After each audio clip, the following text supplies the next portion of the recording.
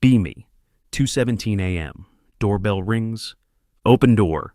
Woman in a wedding dress standing in the rain like a haunted Pinterest board. Veil glued to hair. Mascara halfway to her chin. No bouquet. Eyes sharp. She says, "I'm not here to ruin your life." Immediately feels like she's here to ruin my life. She says she just needs somewhere that isn't there. Lightning flashes. Dress soaked through. She looks furious about the cliche. Step aside. Come in before you catch pneumonia. She stares, then whispers, "Thank you." Walks in, dripping bridal tragedy onto my welcome mat.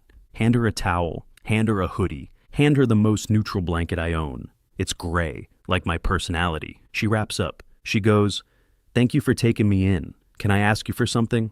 1, don't ask my name. 2, don't call anyone. 3, I'm leaving at sunrise." Nod. Deal. My rules: drink water, eat something. You're not allowed to faint quietly. She blinks. Quietly? I hate surprises. Offer crackers. She takes one. Makes the most serious face imaginable while holding a cracker. I'm not a dramatic person. Look at the veil still pinned to her head. Sure, this is very understated. She almost laughs. Morning. She wakes up on my couch, eyes wide, scanning room. Then me. I'm in the kitchen making coffee like this is a normal Tuesday. She starts, "I didn't." I cut in, "Nope. You stayed on the couch. I stayed in my bed. Congrats, we survived the gossip that doesn't exist." She exhales, embarrassed. Then her face hardens. He cheated. Words land like a brick. I pause mid-coffee scoop. At the wedding? She gives me a look. Not long before the ceremony. She tells it in clipped pieces. Notification. Photo. I can explain. Everyone around her instantly becomes an actor in Please Don't Cause a Scene. I walked out in my dress, in front of everyone. Because staying would have been agreeing. I nod slow. Yeah, you did the right thing. She looks at me. You don't even know me. I know cheating. And I know that look when someone finally chooses themselves. She swallows, softer. You're weirdly safe. Don't spread that rumor. I have a brand.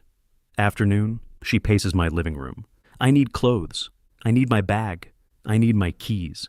I need to not be wearing this. Gestures at the wedding dress. I grab my jacket.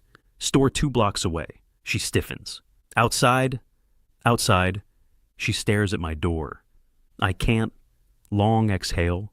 I can. Everyone will look. They'll look. Then they'll keep living. People are selfish like that. She nods once like she accepted a quest. We step outside. 2 teenagers see her and freeze. One whispers, "Is that?" She flinches. I don't speed up, because she does. Halfway there, she mutters, "I swear I'm not doing this for attention." I glance at the soaked hem of the dress. "You couldn't pay for attention this uncomfortable." She laughs. At the store, she buys sweatpants, a t-shirt, and a baseball cap. Goes full undercover as normal person. Comes out of the fitting room. Looks 10 pounds lighter. Okay, I can breathe. Sunset. The calls start. Not him at first. Bridesmaids, cousin, people who just want to talk. Her hands shake when her phone lights up. She doesn't answer. Then the text hits. "Please, just let me explain." Her face goes blank in that controlled way. I keep my voice calm. "Do you want to respond?" "No." Instantly, then smaller. I want him to feel what I felt. The drop. She stops, jaw clenched. "Okay. We do practical." I grab a notepad like I'm evolving into a middle-aged dad. Step 1, call bank. Freeze shared stuff. Step 2, get your things in daylight with someone there. Step 3, block anyone who can't respect no. She watches me write. "You're good at this." I'm good at paperwork. It's my most embarrassing skill. She snorts, then whispers, "Thank you." Later, knock downstairs, voices in the hallway. She goes completely still. I stand up and lock my door. She stares, eyes wide. "You're not scared?" I'm scared of my rent increasing. People don't impress me. She smiles. Night. We eat takeout on the floor. She stares at her noodles. I feel stupid. For what? For not seeing it sooner. For planning a life with someone who could do that and still look me in the eyes. Voice tightens. And the worst part? Everyone wants me to be polite about it. I nod. Yeah. People love forgiving men they're not dating. She laughs once. My mom said, don't throw it away over one mistake. Her eyes burn. One mistake is forgetting a meeting. Not cheating. She looks like the word is glass. I keep my voice gentle. You didn't run because you're weak. Her mouth trembles. Then why does it feel like I'm falling apart? Because you had a whole future in your head. And it died in one text message. Silence sits between us. She turns toward me slowly. Why are you being so steady? You don't even know me. Shrug. Somebody has to be. And you already did the hardest part. You left. She leans closer, just a fraction.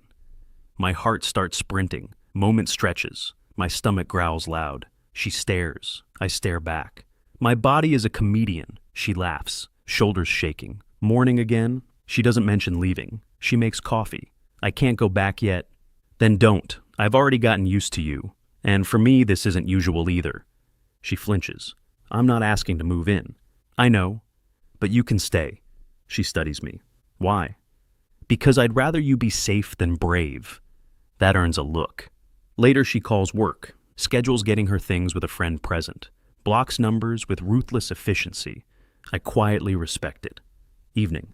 We go to the park, baseball cap, low, hoodie up, 2 coffees, stranger passes, double take. She stiffens. Without thinking, I shift a little closer.